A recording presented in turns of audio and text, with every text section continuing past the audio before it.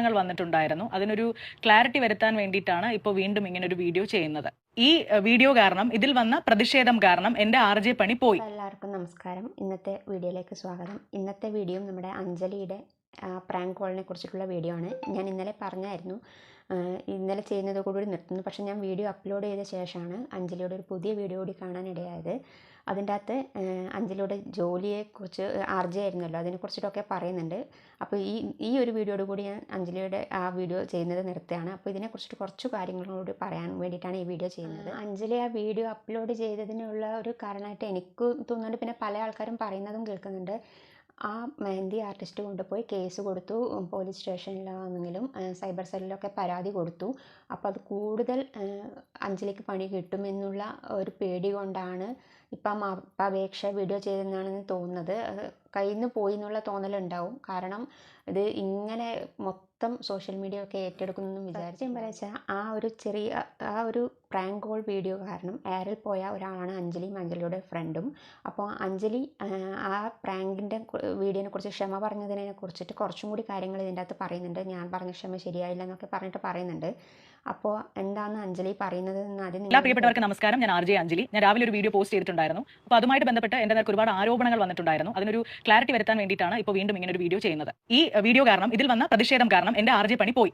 അത് വാസ്തവ വിരുദ്ധമായിട്ടുള്ള ഒരു കാര്യമാണ് എന്ന് ആദ്യമേ പറയട്ടെ. ഞാൻ കഴിഞ്ഞ 12 വർഷമായി വർക്ക് ചെയ്തിരുന്ന FM സ്റ്റേഷനിൽ നിന്ന് കഴിഞ്ഞ മാർച്ച് മാസത്തിൽ തന്നെ ഞാൻ റിസൈൻ ചെയ്തിരുന്നു. ഞാൻ സ്ഥിരമായി ഇത്തരത്തിലുള്ള വാക്കുകൾ ഉപയോഗിച്ച് പ്രാങ്ക് കോൾ ചെയ്യുന്ന RJ ആണ്. ഈ ആരോപണം തെറ്റാണ്. കഴിഞ്ഞ 12 വർഷമായി ഞാൻ പ്രാങ്ക് കോൾ ചെയ്യാറുണ്ട്. ഇതിനിടയിൽ എത്ര പ്രാങ്ക് കോൾസ് എന്റേതായിട്ട് പുറത്ത് വന്നിട്ടുണ്ട് എന്നുള്ളതിന് കൃത്യമായ കണക്ക് എന്റെ കൈവശം പോലും ഇല്ല. നിങ്ങൾ പുറത്തു കൊണ്ടുവന്ന ഈ 2 വീഡിയോ തന്നെയാണ് എന്റെ ഓർമ്മയിൽ ഞാൻ ഈ പരാമർശം നടത്തിയിട്ടുള്ള വീഡിയോ. ഇതല്ലാതെ മറ്റൊരു വീഡിയോ ഉണ്ടോ എന്ന് എനിക്കറിയില്ല. എന്റെ അറിവിലില്ല. യാതൊരുവിധ ഉപകാരവും ഇല്ലാത്ത വ്യക്തി സമൂഹത്തിന് വേണ്ടി ഇവൾ എന്ത് ചെയ്തു എന്നാണ് ചോദിക്കുന്നത്. അയ്യോ ശരിയാണ്, എനിക്ക് ആഗ്രഹമുള്ള അത്രയും സഹായങ്ങളോ അത്രയും ഉപകാരമോ സമൂഹത്തിന് വേണ്ടി ചെയ്യാൻ എനിക്ക് ഇപ്പോഴും കഴിഞ്ഞിട്ടില്ല. അതിനുവേണ്ടി നിരന്തരം ശ്രമിച്ചുകൊണ്ടിരിക്കുന്ന ഒരു വ്യക്തിയാണ് ഞാൻ. എന്റെ പേജിലൂടെ വിദ്യാഭ്യാസ ആവശ്യങ്ങൾ ഇന്നും നിറവേറ്റുന്ന കുട്ടികളുണ്ട്, ചികിത്സാ സഹായം ലഭിച്ചവരുണ്ട്. 3 വീടുകൾ നമുക്ക് വെച്ചു കൊടുക്കാൻ കഴിഞ്ഞു. അതിൽ 2 വീട് കംപ്ലീറ്റ് ആയിട്ടുണ്ട്. ഒരു വീടിന് വേണ്ടിയിട്ടുള്ള സ്ഥലം വാങ്ങി നൽകാൻ പേജിലൂടെ എന്റെ പ്രിയപ്പെട്ട ഫോളോവേഴ്സിലൂടെ എനിക്ക് സാധിച്ചിട്ടുണ്ട്. ഇനിയും അത് തുടരണം എന്നാണ് ആഗ്രഹം.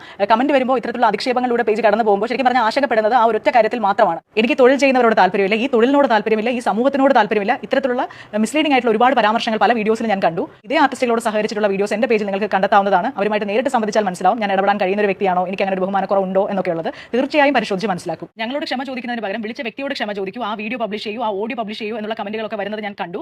അവരുടെ പ്രൈവസിയെ മാനിക്കുന്നത് കൊണ്ട് തന്നെ ആ വീഡിയോയോ ഓഡിയോയോ പബ്ലിഷ് ചെയ്യാൻ നിർവാഹമില്ല എന്നുള്ളതാണ് വാസ്തവം. ഞാൻ ക്ഷമ ചോദിച്ച ഭാഷ ശരിയല്ല, അതിൽ ആത്മാർത്ഥത കുറവുണ്ട്, ഇങ്ങനെയല്ല ക്ഷമ ചോദിക്കേണ്ടത്, അങ്ങനെയുള്ള കമന്റുകൾ ഞാൻ കണ്ടു. എനിക്കറിയില്ല ഇങ്ങനെ അല്ലാതെ എങ്ങനെയാണ് ക്ഷമ ചോദിക്കേണ്ടതെന്ന് സത്യം പറഞ്ഞാൽ എനിക്കറിയില്ല. എനിക്ക് അറിയുന്ന ഭാഷയിൽ വീഡിയോ രൂപത്തിലും പോസ്റ്റ് രൂപത്തിലും ഒക്കെയും ഞാൻ ഇതിനകം തന്നെ ക്ഷമ ചോദിച്ചു കഴിഞ്ഞു. പൈസ വാങ്ങിയല്ലേ പ്രാങ്ക് ചെയ്യുന്നത്, 1000 രൂപ പ്രാങ്കിന് ചാർജ് ചെയ്യുന്നുണ്ടെന്ന് ഞങ്ങൾക്കറിയാം എന്ന് പല കണ്ടന്റ് ക്രിയേറ്റേഴ്സും പറയുന്നത് ഞാൻ കണ്ടു. നിങ്ങൾ പറഞ്ഞ കാര്യം നിങ്ങൾ തെളിയിക്കണം എന്നാണ് ഞാൻ പറയുന്നത്. പ്രാങ്ക് ചെയ്യുന്നതിന് പണമോ പാരിതോഷികമോ ഇന്നേ വരെ എന്റെ അറിവിൽ ഞാൻ കൈപ്പറ്റിയിട്ടില്ല. അങ്ങനെ ഉണ്ടെങ്കിൽ തെളിയിക്കൂ. നിന്റെ ചിരി എവിടെ പോയി, നീ ഇങ്ങനെയൊന്നും അല്ലല്ലോടി, ഇങ്ങനെയുള്ള കമന്റുകൾ വരുന്നുണ്ട്. തീർച്ചയായിട്ടും ചിരിച്ച് സംസാരിക്കാനുള്ള മാനസിക അവസ്ഥയിലല്ല. പഴയതുപോലെ തന്നെ നിങ്ങളോട് മനസ്സ് തുറന്ന് സംസാരിക്കാൻ എനിക്ക് കഴിയുമെന്ന് തന്നെയാണ് ഞാൻ പ്രതീക്ഷിക്കുന്നത്. Thank you, bye. നിങ്ങൾ കേട്ടല്ലോ, ഇന്നലെ അഞ്ജലി ആദ്യം ഒരു മാപ്പപേക്ഷയുടെ വീഡിയോ ഇതിൻ്റെ അകത്ത് അപ്ലോഡ് ചെയ്തായിരുന്നു. അത് പക്ഷേ ഒരു ജെനുവിനായിട്ടുള്ള മാപ്പപേക്ഷയാണെന്ന് എനിക്ക് തോന്നുന്നില്ല. അങ്ങനെ ഒരു ജെനുവിനായിട്ടുള്ള മാപ്പപേക്ഷയായിരുന്നെങ്കിൽ അവർ 2 പേരും കൂടി ചേർന്നാണല്ലോ ആ മെഹന്തി ആർട്ടിസ്റ്റിനെ വിളിച്ചിട്ട് പ്രാങ്ക് ചെയ്തത്. അപ്പോൾ ആ കുട്ടിയും കൂടെ വേണമായിരുന്നു. എന്നിട്ട് 2 പേരും കൂടിയായിരുന്നു പറയേണ്ടത്. പിന്നെ അഞ്ജലി കുറേ കാര്യങ്ങൾ അതിൻ്റെ അകത്ത് പറയുന്നുണ്ട്. ഞാൻ ഇന്ന് പ്രവർത്തനങ്ങൾ ചെയ്യുന്നുണ്ട്, വീട് വെച്ച് കൊടുക്കുന്നുണ്ട് ഉള്ള കാര്യങ്ങളൊക്കെ പറയുന്നുണ്ട്. അതൊക്കെ വളരെ നല്ല കാര്യം തന്നെയാണ്. അവർ 2 പേരും കൂടിയായിരുന്നു ആ മാപ്പ് അതിൻ്റെ അകത്ത് പറയേണ്ടത്. അവരധികം ഒന്നും പറയേണ്ടായിരുന്നില്ല. ഞങ്ങളത് ചെയ്ത് തെറ്റായി പോയി, അതുകൊണ്ട് അവരാരെയാണ് വിളിച്ചത് അവരോട് മാപ്പ് പറയുന്നു എന്നുള്ള കാര്യം വെച്ചിട്ട് പറയണം. അല്ലെങ്കിൽ അവർ ഓൾറെഡി അവരെ വിളിച്ച് മാപ്പ് പറഞ്ഞിട്ടുണ്ടെങ്കിൽ അക്കാര്യവും ഇതിൻ്റെ അകത്ത് പറയേണ്ടതായിരുന്നു. അതിനെക്കുറിച്ചൊന്നും പറഞ്ഞില്ല. അവരതിൻ്റെ അകത്ത് പറയുന്നത് എന്ന് വെച്ചാൽ നമ്മളൊരു തമാശയായിട്ടാണ് എടുത്തത്. അഞ്ജലി ആ വീഡിയോ അപ്ലോഡ് ചെയ്തതിനുള്ള ഒരു കാരണമായിട്ട് എനിക്ക് തോന്നുന്നുണ്ട്. പിന്നെ പല ആൾക്കാരും പറയുന്നതും കേൾക്കുന്നുണ്ട്. ആ മെഹന്തി ആർട്ടിസ്റ്റ് കൊണ്ടുപോയി കേസ് കൊടുത്തു, പോലീസ് സ്റ്റേഷനിലാണെങ്കിലും സൈബർ സെല്ലിലൊക്കെ പരാതി കൊടുത്തു. അപ്പോൾ അത് കൂടുതൽ അഞ്ജലിക്ക് പണി കിട്ടുമെന്നുള്ള ഒരു പേടി കൊണ്ടാണ് ഇപ്പം അപേക്ഷ വീഡിയോ ചെയ്തെന്നാണെന്ന് തോന്നുന്നത്. കയ്യിൽ നിന്ന് പോയി എന്നുള്ള തോന്നലുണ്ടാവും. കാരണം ഇത് ഇങ്ങനെ മൊത്തം സോഷ്യൽ മീഡിയ ഒക്കെ ഏറ്റെടുക്കുന്നെന്നും വിചാരിച്ചിട്ടില്ല. കയ്യിൽ നിന്ന് പോയി എന്നുള്ള ഇതിൽ തന്നെയായിരിക്കും. നിരഞ്ജന അങ്ങനെ വന്നിട്ട് വീഡിയോ കാര്യങ്ങളോ ഒന്നും ഇട്ടിട്ടൊന്നും ഉണ്ടായിരുന്നില്ല. ആ ചേച്ചിയെ വിളിച്ച ആ കുട്ടി ഒരു പോസ്റ്റാണ് ഇട്ടിട്ടുണ്ടായത്. ആ പോസ്റ്റ് ഞാൻ ഇവിടെ കൊടുക്കാം, ഞാനൊന്ന് വായിക്കും കൂടി ചെയ്യാം. പ്രിയപ്പെട്ടവരെ, ഞാൻ എന്നെ ന്യായീകരിക്കാനോ ഞാൻ പറഞ്ഞത് ശരിയാണെന്ന് വരുത്തി തീർക്കാനോ ശ്രമിക്കുന്നതല്ല. ഞാൻ വളരെ ആത്മാർത്ഥമായിട്ടാണ് എൻ്റെ ഭാഗത്തെ തെറ്റ് മനസ്സിലാക്കി മാപ്പ് പറഞ്ഞത്.